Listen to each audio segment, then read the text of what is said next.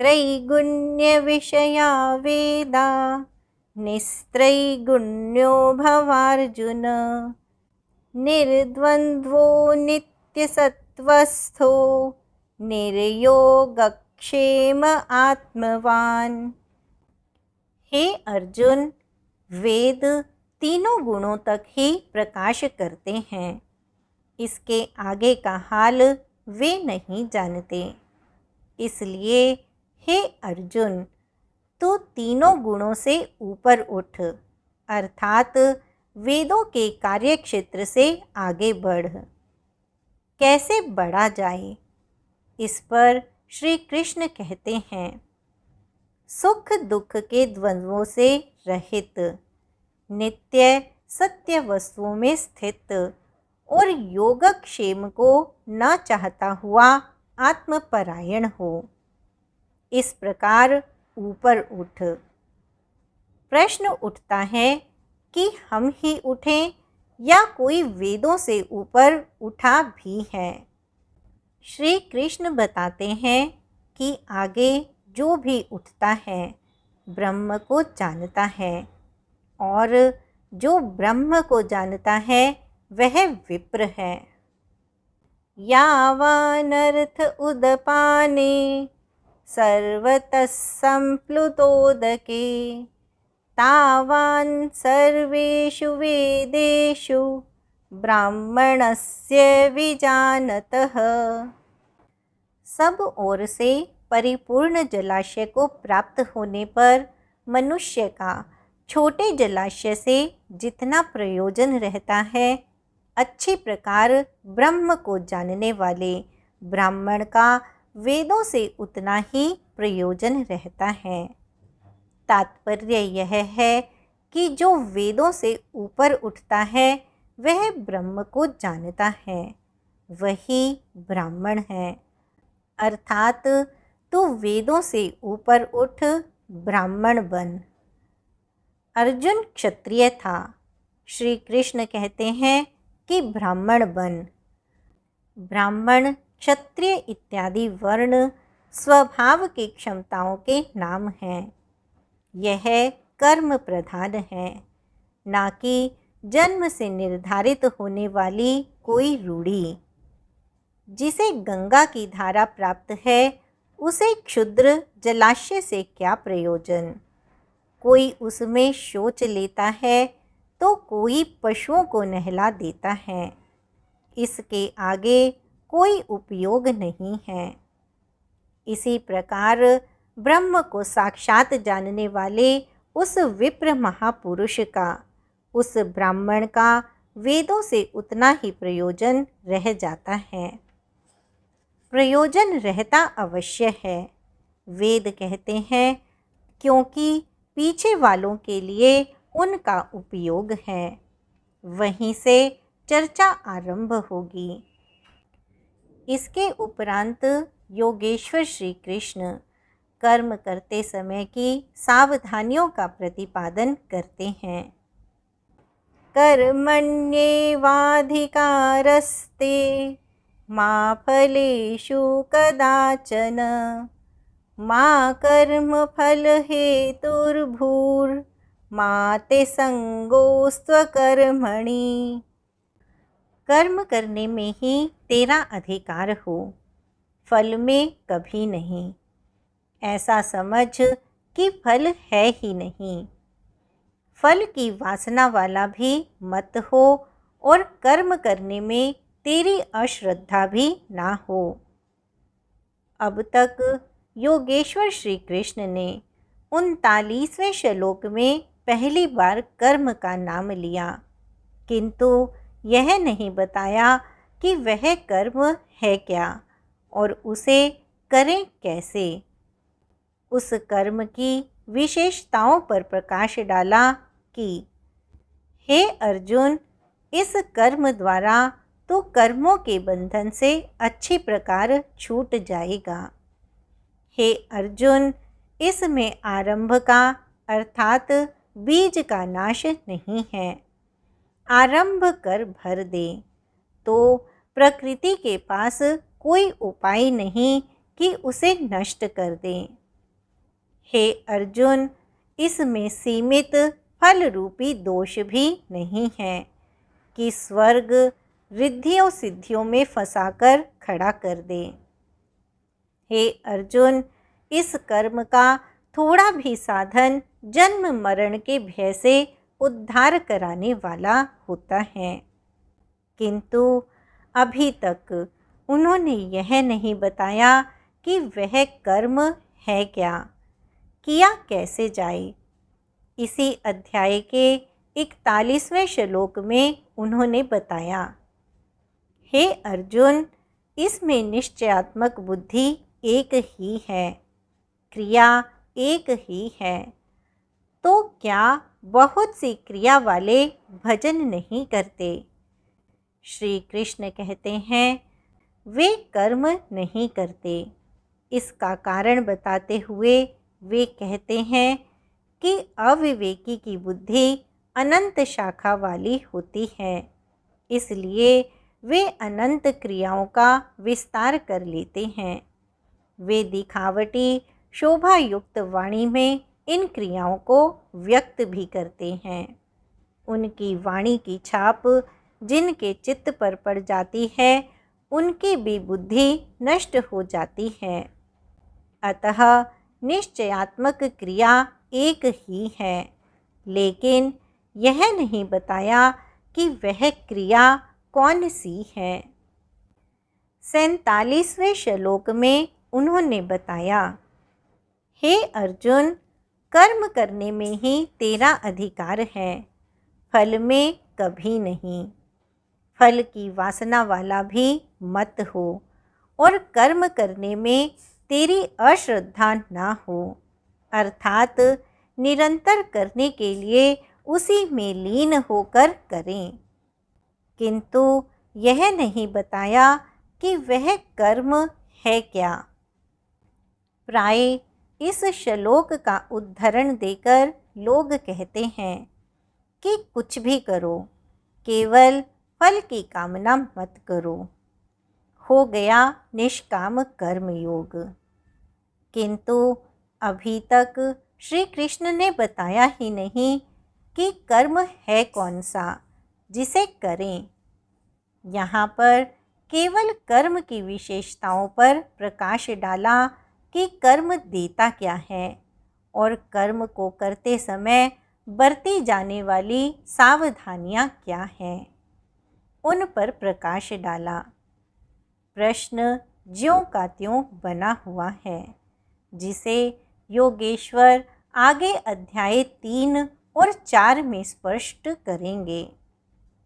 पुनः इसी पर बल देते हैं, योगस्थः कुरु कर्माणि संगं त्यक्त्वा धनंजय, सिद्ध्य सिद्ध्यो समो भूत्वा समत्वं योग उच्यते। हे धनंजय, आसक्ति और संग दोष को त्याग कर सिद्धि और असिद्धि में समान भाव रखकर योग में स्थित होकर कर्म कर। कौन सा कर्म? निष्काम कर्म कर।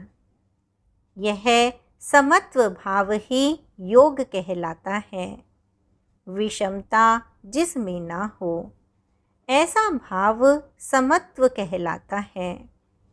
रिद्धियाँ सिद्धियाँ विषम बनाती हैं, आसक्ति हमें विषम बनाती है, फल की इच्छा विषमता पैदा करती है, इसलिए फल की वासना ना हो, फिर भी कर्म करने में अश्रद्धा ना हो। देखी सुनी सभी वस्तुओं में आसक्ति का त्याग करके प्राप्ति और अप्राप्ति के विषय में न सोचकर केवल योग में स्थित रहते हुए कर्म कर। योग से चित्त चलायमान ना हो। योग एक पराकाष्ठा की स्थिति है और एक प्रारंभ की स्थिति भी होती है। प्रारंभ में भी हमारी दृष्टि लक्ष्य पर ही रहनी चाहिए। अतः योग पर दृष्टि रखते हुए कर्म का आचरण करना चाहिए। समत्व भाव अर्थात सिद्धि और असिद्धि में समभाव ही योग कहलाता है। जिसको सिद्धि और असिद्धि विचलित नहीं कर पाती, विषमता जिसमें पैदा नहीं होती, ऐसा भाव होने के कारण यह समत्व योग कहलाता है। यह इष्ट से समत्व दिलाता है, इसलिए इसे समत्व योग कहते हैं। कामनाओं का सर्वथा त्याग है, इसलिए इसे निष्काम कर्म योग कहते हैं। कर्म करना है, इसलिए इसे कर्म योग कहते हैं। परमात्मा से मेल कराता है, इसलिए इसका नाम योग अर्थात मेल है। इसमें बौद्धिक स्तर पर ध्यान रखना पड़ता है कि सिद्धि और असिद्धि में समभाव रहे, आसक्ति न हो, फल की वासना न आने पाए। इसलिए यही निष्काम कर्म योग बुद्धि योग भी कहा जाता है। दूरेण ह्यवरं कर्म बुद्धि योगा धनंजय बुद्धौ शरणमन्विच्छ कृपणा फल हेतवः। हे धनंजय, निकृष्ट कर्म, वासना वाले कर्म बुद्धि योग से अत्यंत दूर हैं। फल की कामना वाले कृपण हैं। वे आत्मा के साथ उदारता नहीं बरतते। अतः समत्व बुद्धि योग का आश्रय ग्रहण कर। जैसी कामना है वैसा मिल भी जाए तो उसे भोगने के लिए शरीर धारण करना पड़ेगा। आवागमन बना है तो कल्याण कैसा। साधक को तो मोक्ष की भी वासना नहीं रखनी चाहिए, क्योंकि वासनाओं से मुक्त होना ही तो मोक्ष है। फल की प्राप्ति का चिंतन करने से साधक का समय व्यर्थ नष्ट हो जाता है और फल प्राप्त होने पर वह उस फल में उलझ जाता है। उसकी साधना समाप्त हो जाती है। आगे वह भजन क्यों करे? वहाँ से वह भटक जाता है। इसलिए समत्व बुद्धि से योग का आचरण करें। ज्ञान मार्ग को भी श्री कृष्ण ने बुद्धि योग कहा था कि हे अर्जुन, यह बुद्धि तेरे लिए ज्ञान योग के विषय में कही गई और यहाँ निष्काम कर्म योग को भी बुद्धि योग कहा गया। वस्तुतः दोनों में बुद्धि का दृष्टिकोण का ही अंतर है। उसमें लाभ हानि का लेखा जोखा रखकर उसे जांचकर चलना पड़ता है। इसमें भी बौद्धिक स्तर पर समत्व बनाए रखना पड़ता है। इसलिए इसे समत्व बुद्धि योग कहा जाता है। इसलिए हे धनंजय, तू समत्व बुद्धि योग का आश्रय ग्रहण कर, क्योंकि फल की वासना वाले अत्यंत कृपण हैं।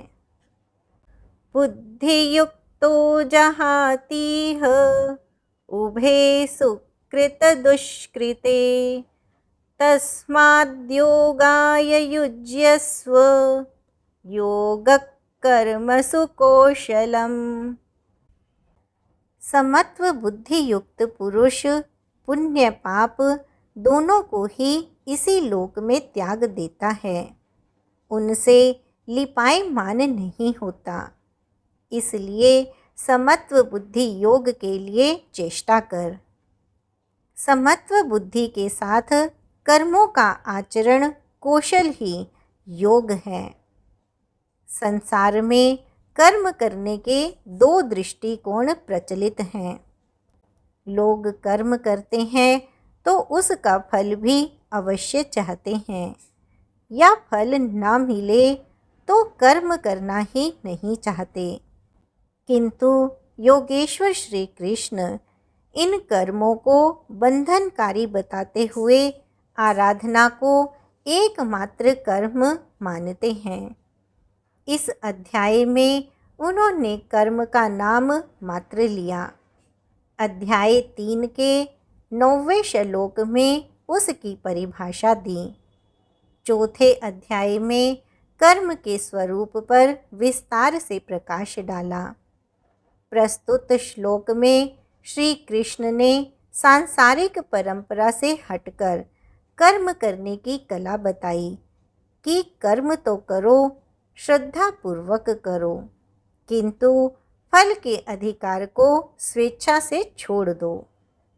फल जाएगा कहाँ? यही कर्मों के करने का कौशल है। निष्काम साधक की समग्र शक्ति इस प्रकार कर्म में लगी रहती है।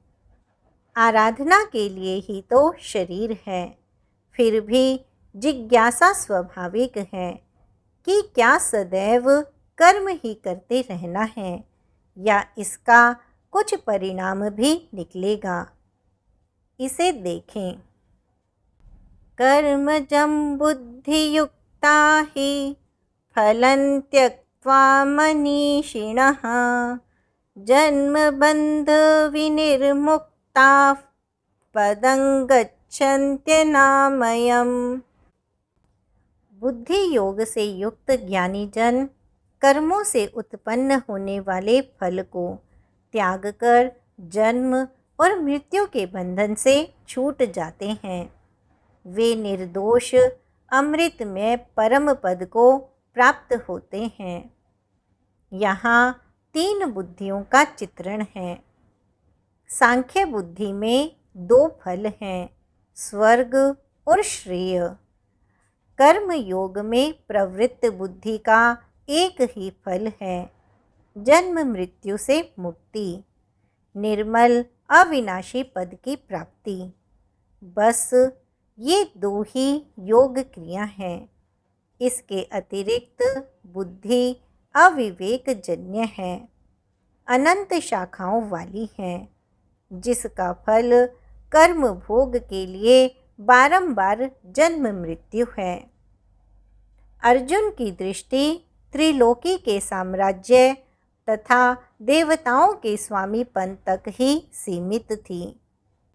इतने तक के लिए भी वह युद्ध में प्रवृत्त नहीं हो रहा था। यहाँ श्री कृष्ण उसे नवीन तथ्य उद्घाटित करते हैं कि आसक्ति रहित कर्म द्वारा अनाम्य पद प्राप्त होता है। निष्काम कर्म योग परम पद को दिलाता है, जहाँ मृत्यु का प्रवेश नहीं है। इस कर्म में प्रवृत्ति कब होगी?